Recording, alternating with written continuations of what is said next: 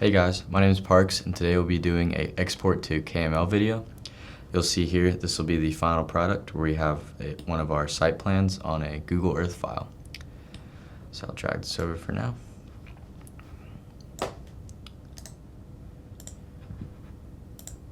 So here I have one of our CAD files, and what I've done is I've just turned on our site plan and I've turned off a couple layers just because the smaller the file we export, the better it runs on Google Earth. So you'll see I just have the curb and gutters and some of the striping and the building pads. So to export, it's very simple. All you do is go over to this tool space tab and you open the toolbox window and you'll go to miscellaneous utilities and down to export KML. Hit the drop down and you'll double click this export to KML. Here you can just rename it to whatever you like.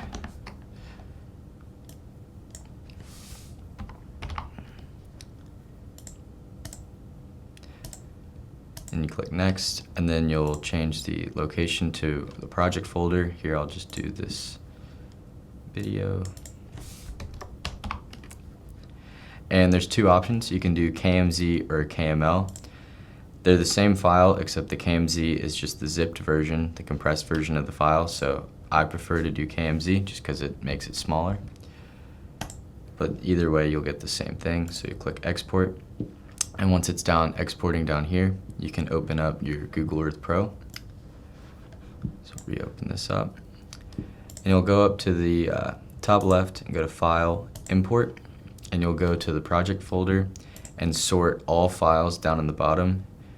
You will click all files with the dot and then go to the file you just got, open, and it should import the KML file to Google Earth. So here we have it.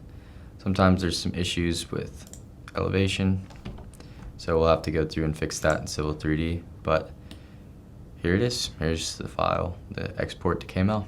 Thanks for watching.